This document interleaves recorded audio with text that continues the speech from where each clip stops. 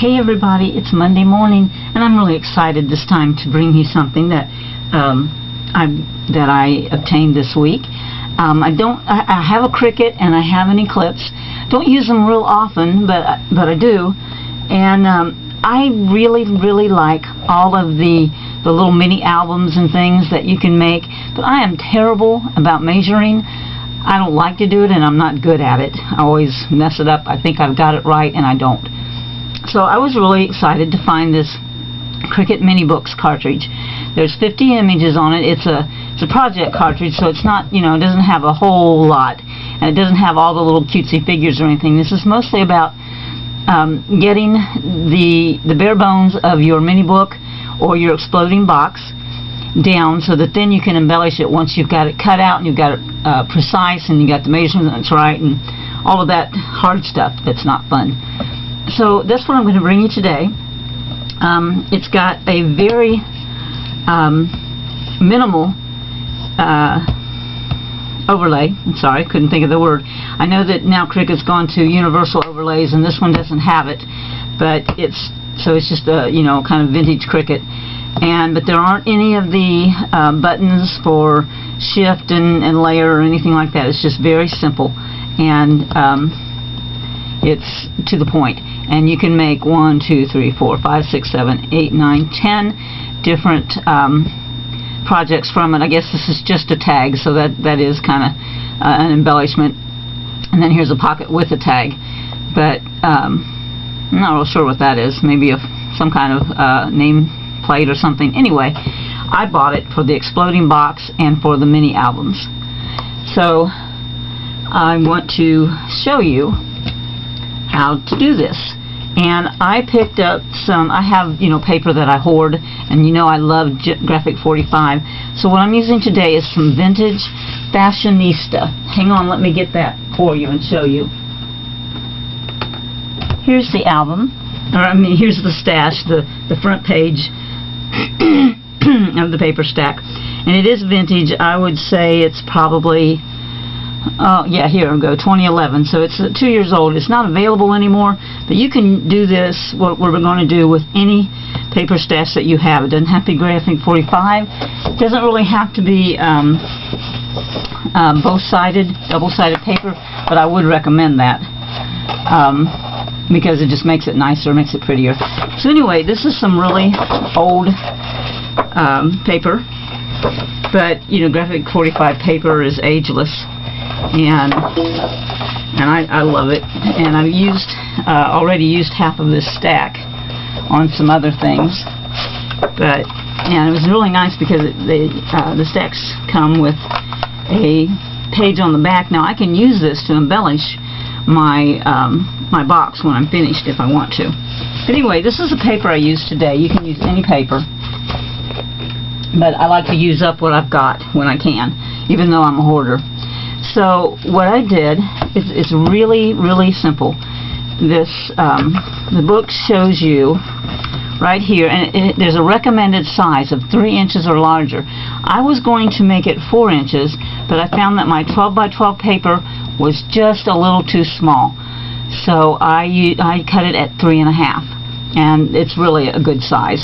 So it tells you to cut 1 of each. It's 5 cuts, so you need 5 papers, and it's just straight down the line. Let me grab this overlay again. Instead of going across, this one is vertical. This is for the exploding box. This is for another box. It's just straight down. That's all you do, is just cut this, and this. Okay? That's what I like too, because sometimes these books, I'm not really a visual learner. I need to do it. And I can be a visual learner, but I have to do it at the same time. Pictures don't really they don't really convert for me. I have a hard time processing it from the picture to my brain to my hands. So I'm more of a kinetic learner. So it tells you what to cut out, then it tells you to turn to page 17. And it took me forever to find the page numbers down here, but they're there. And then it takes you through it step by step. So here's the first page all the way down to the end, just 3 pages. So I want to walk through that with you. So I went ahead and cut out my pieces. And I've lost my, oh, here it is. I lost 2 other pieces. So I wanted this to be the outside of my box. And then I had cut a different piece of paper, this one to be the top, to be the lid. But then I decided I really didn't like how that worked on either side, so I cut another piece out. And so this is going to be the inside of the box, and this is going to be on the outside showing. Okay? So let's go through the assemblage of this box. I'm using my Martha Stewart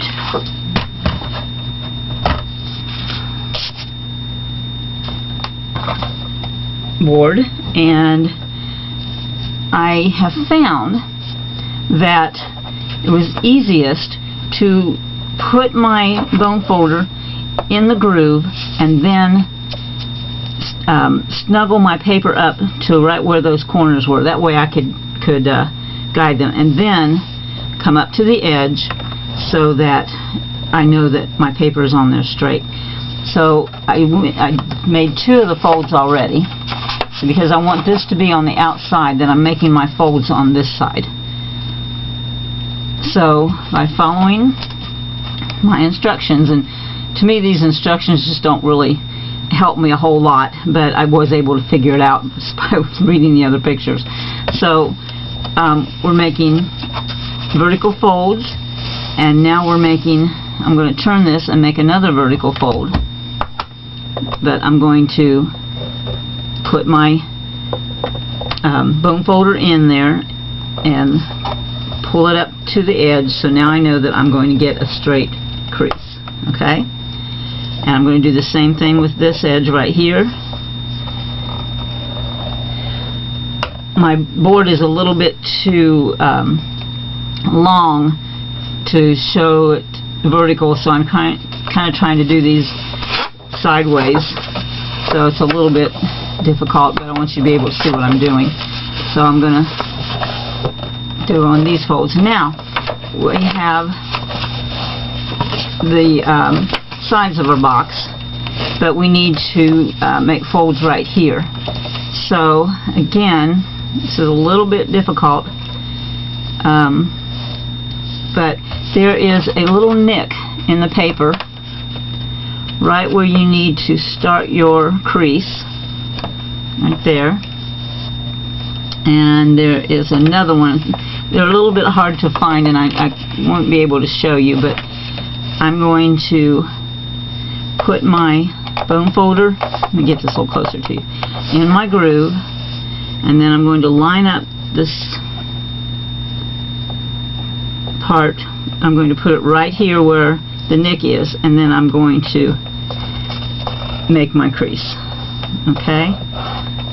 It's a little bit tricky to do that, and I hope you can figure out what I mean. And then we just take it to those creases, and we want to fold it in. So I'm going to do that on all 4 of these. I'm going to find my crease. When you're using pattern paper, it's also a little difficult to do because it's a little hard to see.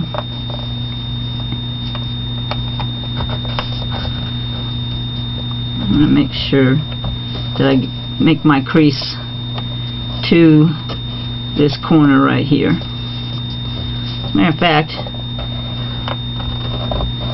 I think that's easier. Let me try the other 2 that way.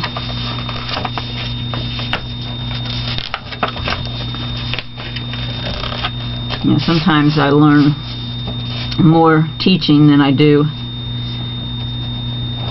you know, just creating myself. Okay, I'm going to try it this way. I've got this stuck in a groove, okay, and I'm going to pull this up here straight, and I'm going to take my crease from the corner, from the inside out, and that does work a whole lot better. It's a whole lot easier to find, so kind of glad to make that discovery here. Okay, make sure you're in the groove, bring it straight up, bring it straight, and make your crease. Okay, so we've got our folds for our outside cover, And how that's going to work, let me move this out of the way for a minute, is you're going to crease the insides, crease those inside, and come around and do the same again.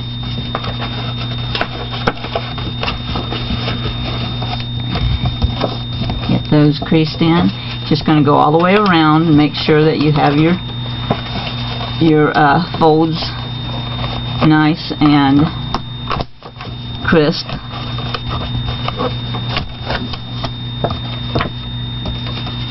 So here's how your box is going to go together when it's finished. Okay? And if there are any places where you're not quite, where your creases are not quite centered, now is the time to fix that. So this one's pretty close. They're all just a little tiny bit off, so I'm just going to work with that a little bit. This one is off a lot, so let me, and this one is perfect. So I need to match those up and then come inside and fix my crease. I'm just going to do that with my hands, and then I'm going to come down and crisp it up. I'm going to put, it's a little hard to show you. I'm going to match these edges and then repair my crease. Okay, so now I think I've got them pretty well, better than when I started. Okay, so then for the other 3 pages in your box, you're just going to go and do the same thing on your creasing board. Put my folder in the groove and snuggle it up and then make my folds. Okay, and make the side of the paper you want to see coming forward. So I did these 3, and these are just a little bit smaller. This is larger, a little smaller, a little smaller. Okay, that's how they go in the box. Okay, and then the last folding is your lid. Decide which side you want to go on the outside. Once again, whoops, went sideways when I should have gone vertical.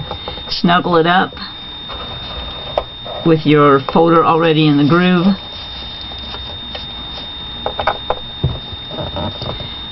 Nudge it up to the bar at the top so that you make sure that you're creasing straightly.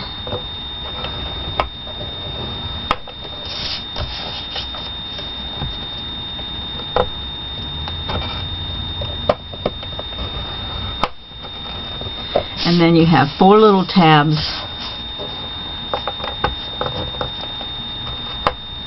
to crease as well.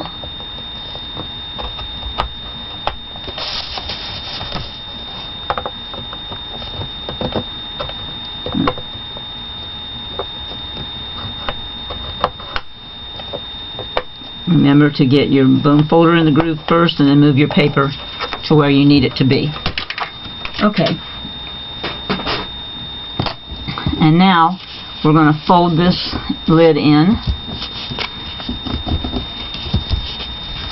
on those creases. Oops, I think that crease got away from me. Okay. Going to fold these in, the tabs in.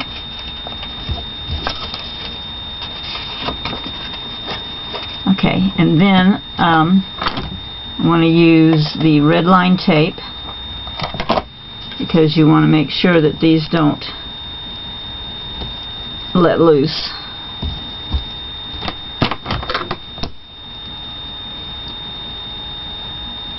So bear with me while I get those little red line tapes on.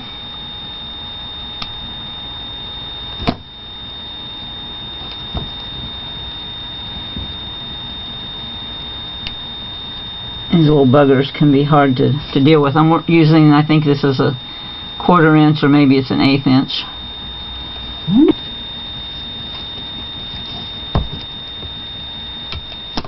So don't you think this is easy so far? I do, because I didn't have to do all that measuring. All I had to do was score it and fold it.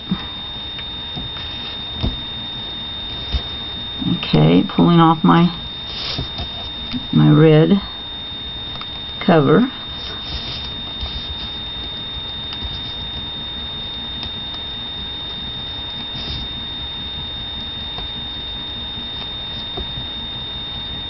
Well, that little one didn't want to come. This is the one that keeps fighting me.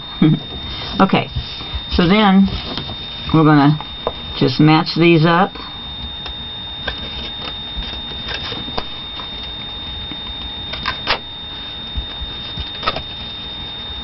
And press to adhere them together.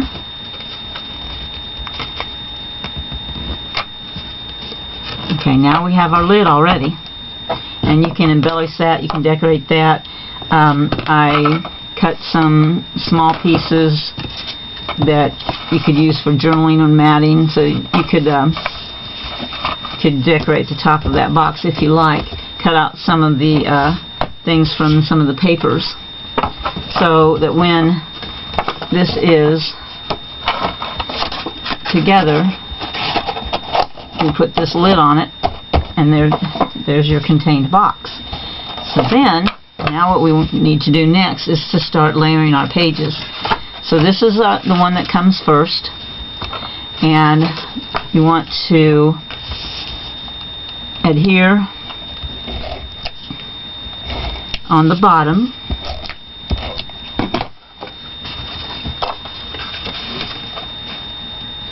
Okay, try to get that in there as straight as you can first time. Match your folds up. Okay, and I think I'm using repositionable. Well, maybe not.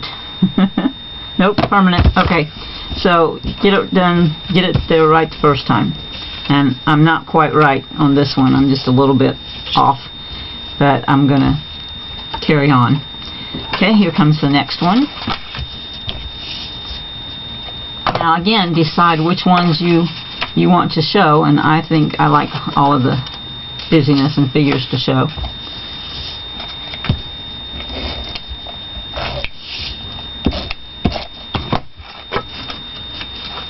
And again, we're going to set this down and try to get it on there right the first time. Got it. I moved it. Okay, press it down. And here's our last page.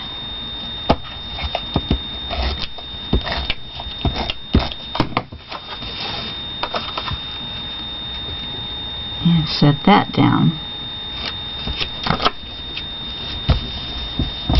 And that's all. That's all you have to do. That's it.